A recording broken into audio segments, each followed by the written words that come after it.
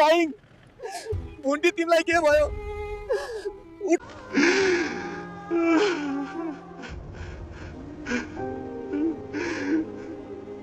भुन्टी आँखा खोल, म तिमीलाई केही हुँदिन्न।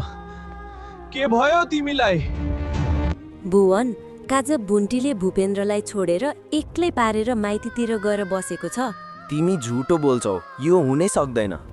दर्शकबिनहरू, जेरी अब भूपेन्द्रको घरमै बसिरहेकोले गर्दा भुन्टीलाई अत्यन्त दुखी बनाएको छ। भुन्टीले सोच्दैछ कि अब भूपेन्द्र अलि बोल्ने र अलि हिँड्ने तथा अलि निको भइसकेको छ। अब मेरो भन्दा पनि भूपेन्द्रलाई माया गर्ने केटी जेरीको खाँचो छ।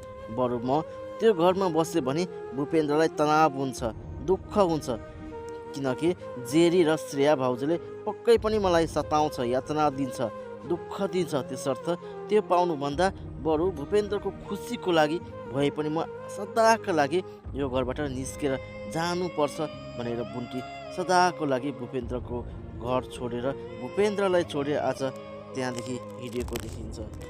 दर्शकबिनहरू, भूपेन्द्रको घर छोडिसकेपछि भुन्टी अब दोधारमा पुगेको छ, किनकि भुन्टी न अब दाइको घर जान सक्छ न आफ्नो गाउँको घर नै जान सकिरहेको छ।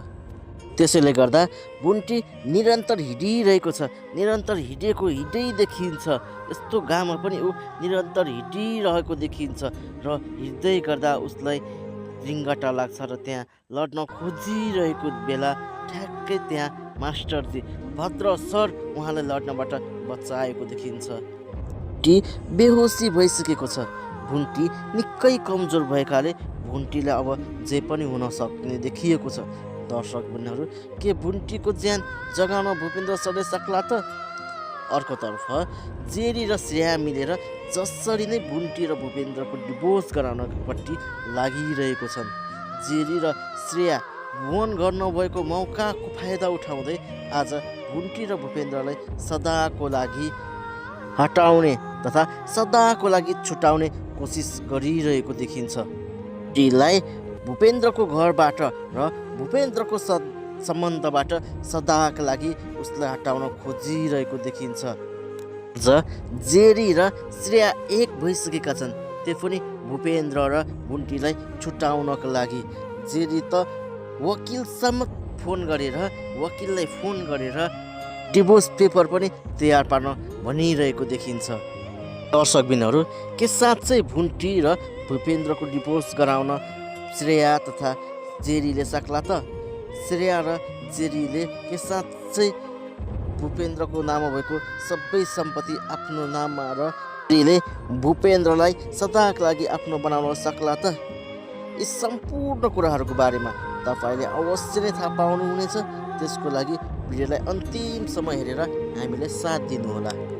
दर्शकबिनहरू, गत एपिसोड हेर्दै गर्दा हामी निकै दुखी छौँ, किनकि भुन्टी एक्लै हिँड्दै जाँदा आज ऊ बेहोस भएर लड्नै खोज्दा उसलाई भगवानको रूप बचाउनका लागि त्यहाँ भद्र सर आएको देखिन्छ। अब भद्र सरले पक्कै पनि उसलाई बचाउनका लागि हर कोसिस गर्छ होला। भद्र सरले उसलाई जसरी भए पनि बचाउनका लागि हस्पिटल लान्छ होला। दर्शकबिनहरू, अब भुन्टीको होस आएपछि साँच्चै के भद्र सरसँग उसको सम्बन्ध गाडिन्छ होला त? दर्शकबिनहरू, तपाईँहरूलाई भुन्टीको कोसँग सम्बन्ध हुँदा राम्रो हुन्छ, भद्र सरसँग वा भूपेन्द्रसँग? कृपया कमेन्टमा लेखिदिनुहोला। दर्शकबिनहरू, गत एपिसोडमा हामीले हेरेका थियौँ कि भुन्टीले जेरी र श्रेयालाई निर्घात रूपमा कुटेको र उनीहरूलाई घरदेखि बाहिर निकालेको। त्यसपछि पुनः श्रेया घर आएर भुन्टीलाई जगल्टा कपाल समातेर हिर्काएको त्यो भुन्टीले देखेको सपना मात्रै रहेको छ। त्यसपछि भुन्टी आफै सपनाबाट झस्किन्छ, उसले देखेको सपनाबाट बिउजिन्छ। त्यसपछि उसले भूपेन्द्र दाइको कुरा सम्झिन्छ कि अब जेसुकै भए पनि श्रेयाले जतिसुकै जे गरे पनि अब म सहेर बस्नुपर्छ भनेको कुरा उसले सम्झिन्छ। त्यसपछि उसले अब श्रेयालाई केही नगर्ने भनेर चुपचाप लागेर त्यहीँ बसेको देखिन्छ। त्यसपछि बुन्टीले अब म यो घरमा बस्नुहुन्न, जानुपर्छ भनेर ऊ सोचिरहेको हुन्छ। ऊ जान लागिरहेको हुन्छ। ढोका खोल्नै लाग्दा त्यहाँ भूपेन्द्र उसको खुट्टा समातेर नजाऊ नजाऊ भन्दै गर्दा ऊ भूपेन्द्रलाई होइन, अब मेरो यहाँ कुनै पनि खाँचो छैन, किनकि तिमीलाई माया गर्ने र तपाईँले माया गर्ने केटी तपाईँको घरमै आइसकेको छ। र भूपेन्द्रले दुइटै हातले माफी माग्दै रुँदै रुँदै नजानुस् भन्दै गर्दा पनि बुन्टी अब म यहाँ बस्न सक्दिनँ, किनकि मेरो भावना कसैले बुझ्ने खालको व्यक्ति नै छैन भनेर भन्दै गर्दा भूपेन्द्रले होइन त्यसो नगर्नुहोस्, म छु भनेर उसलाई बिन्ती गरेको गरी देखिन्छ। तर पनि बुन्टीले वास्तै नगरी व्यवस्था गरेर होइन, अब म जसरी पनि यहाँबाट जानै पर्छ, म उहाँको मायामा पग्लिनु हुँदैन, अब म कठोर बन्नै पर्छ र भनेर उसले भूपेन्द्रलाई त्यहाँबाट उठाएर खाटमा लगिदिएर त्यहाँबाट बुन्टी गएको देखिन्छ। त्यहाँ भूपेन्द्र रोएको कराएको चिच्याउँछ कि बुन्टु नजाऊ भनेर भन्दै गर्दा ऊ वास्तै नगरी त्यहाँबाट गइसकेको हुन्छ। यता श्रेया र जेरी चाहिँ निकै मिलेर कुराकानी गरिरहेको देखिन्छ र श्रेयाले चाहिँ तिमी किन अगाडि आएनौ बुन्टीभन्दा, यदि तिमी बुन्टीभन्दा अगाडि आएको भए सायद मेरो देवर बाबुको भाग्य नै अर्कै हुन्थ्यो होला। तर केही चिन्ता नलिऊ, अब यहाँ भुवन आउनको लागि केही समय लाग्छ वा मेरो श्रीमान आउनको लागि केही समय लाग्दै गर्दा म तिमीहरूलाई अवश्य बिहे गराइदिन्छु, भूपेन्द्रसँग अवश्य बिहे गराएरै छोड्छु भनेर उनीहरूको भाषेको देखिन्छ। त्यसपछि श्रेयाले चाहिँ भुवन आउनुभन्दा तिमीले भूपेन्द्रको निकै केयर गर, भूपेन्द्रलाई जति सक्छौ माया गर, भूपेन्द्रलाई हरेक क्षण हरेक पल उसलाई साथ देऊ, बरु उसलाई फकाएर जसरी हुन्छ त्यो प्रोपर्टी मेरो नाममा गरिदेऊ र म सबै आफन्तलाई बोलाएर तिम्रो र भूपेन्द्रको विवाह धुमधामसँग गरिदिन्छु भनेर भनेको देखिन्छ। त्यसपछि जेरीले चाहिँ बुन्टीलाई चाहिँ कसरी निकाल्ने भनेर सोध्दै घन्टा बुन्टी त्यहाँ आफै आएर होइन तपाईँहरूले मलाई निकाल्नु पर्दैन, म आफै निस्किसकेँ, म आफै निस्केर जाँदैछु भनेर भन्दै गर्दा बरु तपाईँले भूपेन्द्रको राम्रो ख्याल गर्नु, उसलाई दिसा पिसाब, उसको खानपिन, उसको हरेक कुरामा ध्यान दिनु, उसको औषधिहरू टाइममा खुवाउनु इत्यादि भन्दै गर्दा उसको भाउजू श्रेयाले हो तपाईँले धेरै सिकाउनु पर्दैन, तपाईँ खुरुक्क नै यहाँबाट गइहाल्नुहोस् भनेर उसलाई धम्कीपूर्वक त्यहाँबाट जानका लागि अनुरोध गर्छ र बुन्टी त्यहाँबाट सदाको लागि भूपेन्द्रलाई छोडेर सदाको लागि त्यो घर छोडेर निस्किएको देखिन्छ। त्यसपछि जेरी भूपेन्द्रनिर जाँदै गर्दा ऊ जेरीलाई वास्तै नगरी बुन्टीकै नाम लिइरहेको हुन्छ, बुन्टीकै गुणगान गाइरहेको हुन्छ। त्यसपछि जेरीले श्रेया भाउजूसँग हेर्नुहोस् न, अहिले त बुन्टी र भूपेन्द्रको डिभोर्स गरेकै छैन, भोलि कथन कदापि यसरी नै बुन्टीको नाम लिँदा भरे बुन्टी नै आयो भने हाम्रो प्लान त सबै सकिन्छ, त्यसरी त मेरो र भूपेन्द्रको मिलन हुनै सक्दैन भनेर उसलाई निकै सताइरहेको देखिन्छ। तर ले हार मान्दैन, जसरी भए पनि म बुन्टी र भूपेन्द्र अलग गराएरै छोड्छु भनेर उसले अब म नयाँ वकिल आफ्नो वकिललाई ल्याएर सम्पूर्ण डिभोर्स पेपरहरू तयार पार्न लगाइदिइहाल्छु भनेर भन्दै गर्दा र श्रेया भाउजूले तिमी अब कुरुक्क न, जसरी हुन्छ तिमी भुवन आउनुभन्दा अगाडि नै बुन्टीलाई खोजेर बुन्टीसँग डिभोर्स गराउनुपर्छ, बुन्टी नआए पनि उसलाई फकाइ फुलाइ जसरी हुन्छ उसलाई जसरी हुन्छ फकाइ फुलाइ गरेर तिमी भूपेन्द्र यस्तो बिरामी भइसक्यो यस्तो भइसक्यो भनेर उसलाई जसरी भए पनि फकाएर तिमी भूपेन्द्र अगाडि ल्याउनै पर्छ भनेर जेरीलाई भनेको देखिन्छ। उता गाउँमा भूमिकाको बिहा सकिसकेको हुन्छ। भूमिकाको बिहा त्यही प्रेमिका त्यही प्रेम गर्ने केटासँग भइसकेको हुन्छ र उसको आमा त्यहाँ रोई हुन्छ, मेरो छोरी अब के गर्ला कसरी त्यहाँ बच्चला भनेर भन्दै गर्दा कति दुःख होला भनेर भन्दै गर्दा उसको दाइ कान्छो दाइले हामीलाई दुःख दिएको तपाईँले देख्नुहुन्न, उसले कति दुःखसम्म दिएर उसले बिहे गरेको छ, भोलिको दिनमा उसले पनि दुःख पर्दै गर्दा उसले जुन भाउजूलाई दुःख दिनुभएको थियो, जुन बुन्टीलाई सताएको थियो उसले सम्झिन्छ र त्यो उसको पश्चाताप माग्दछ।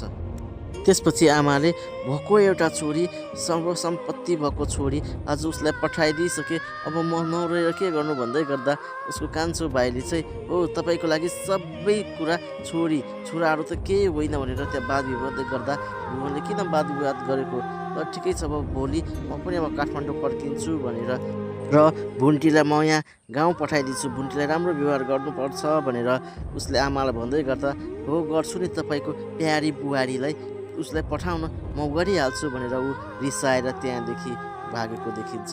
मिनहरू उता जेरीलाई भुन्टी नभेटाएर तनाव भइसकेको छ। ऊ यत्रो ठुलो काठमाडौँ सहरमा भुन्टीलाई खोज्दा खोज्दा ऊ वाक्क दिक्क भइसकेको छ। ऊ भुन्टीलाई भेटाउन सकेकै छैन। त्यसपछि उसले श्रेयालाई फोन गर्छ र श्रेयालाई चाहिँ अब भुन्टीलाई कसरी भेटाउने त, भुन्टीलाई मैले कतै भेटाउन सकिनँ, अब के गर्ने भनेर भन्दै गर्दा श्रेयाले चाहिँ अब जसरी भए पनि भुन्टीलाई आज खोजेर ल्याउनुपर्छ, किनकि भोलि भुवन आउँदैछ, भुवनले थाहा पायो भने त झन् राम्रो हुन्छ, झन् हामीलाई मारिसक्नु हुँदैन। त्यसैले गर्दाखेरि आजै जसरी भए पनि भुन्टीलाई खोजेर ल्याऊ भनेर भन्दै गर्दा कि न्युजमा दिनुपर्छ भनेर जेरी प्रस्ताव राख्दै गर्दा न्युजमा दिनुहुन्न, न्युजमा दियो भने सबभन्दा पहिला भुवनको हातमा त्यो न्युज पढ्यो भने हामीलाई त भुवनले यत्तिकै मारिहाल्छ, बरु त्यो काम नगरेर खुरुक्न जहाँ छ जसरी भए पनि उसलाई खोज्ने कोसिस गर भनेर। र उता भूपेन्द्र चाहिँ भुन्टी भुन्टी भुन्टी भनेर चिच्याइरहेको देखिन्छ र बाउजूले चाहिँ वास्तै नगरी माथिबाट तल आउँछ र भूपेन्द्र कोठामा पुगेपछि भुन्टी त गइसक्यो, अब भुन्टी अब आउने भनेको डिभोर्स पेपरमा साइन गर्नको लागि मात्रै हो भनेर उसलाई पुनः त्यो ढोकामा थुनेर ढोकामा लगाइदिएर श्रेया त्यहाँबाट गएको देखिन्छ। त्यसपछि भूपेन्द्र एकदमै आफ्नै निराश भएर रुन्छ, निकै रुखको देखिन्छ। त्यहाँ रुँदै रुँदै रुँदै पुनः ऊ घिसिर्दै आफ्नो खाटमा जान्छ।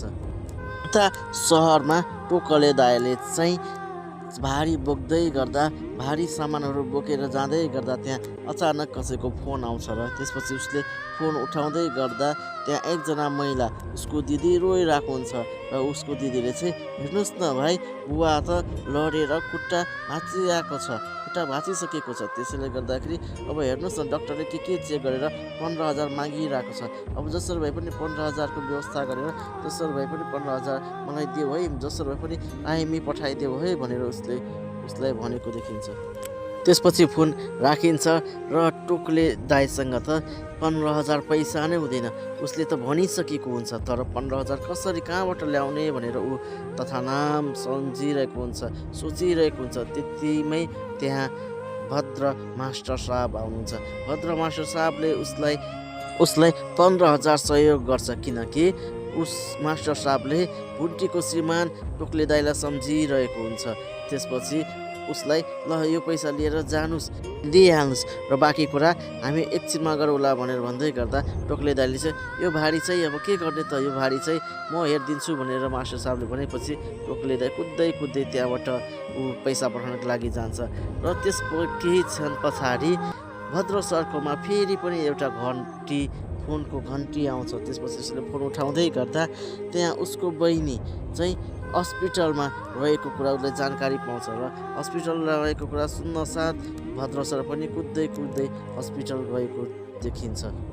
उता जेरीलाई भुन्टी नभेटेर तनाव भइरहेको बेला ठ्याक्कै उसको साथी मिल्ने साथी त्यहाँ आइपुग्छ र त्यहाँ ठोकिन पुग्छ। त्यसपछि उसको साथीले ओए तिमी के गरेको हँ, घरका सबै सदस्य मान्छेहरूको ब्लक लिस्टमा छ, तिम्रो आमा बुवा मेरो घरमा आएको थियो तिमीलाई खोज्न, तर मैले चाहिँ यहाँ छैन, ऊ कतै छ भनेर भन्दै गर्दाखेरि कहाँ छ ल खुरुकन खोज्न जाउँ र खुरुकन हामीले खोजेर ल्याउनु पर्छ भनेर भन्दै गर्दा दिदीले चाहिँ मैले तिमीलाई पहिले नै भनिसकेको होइन, म भूपेन्द्रलाई आफ्नो बनाएरै छोड्छु, आफ्नो जसरी पनि उसलाई बनाउँछु भनेर म त्यही कामको लागि हिँडिरहेको छु, बरु सक्छौ भने तिमी पनि मलाई सहयोग गर भनेर भन्दै गर्दा कस्तो सहयोग भनेर उसले सोध्छ र उसले चाहिँ सम्पूर्ण वास्तविकता जुन डिभोर्सदेखि लिएर सबै कुराहरू उसलाई सुनाउँछ। त्यसपछि उसको साथीले त्यस्तो सहयोग मबाट कदापि हुँदैन, बरु तिमी पनि सक्छौ भने उस्तो काम तिमी कदापि नगर, तिमी अर्काको श्रीमान खोजेर के पाउँछ भनेर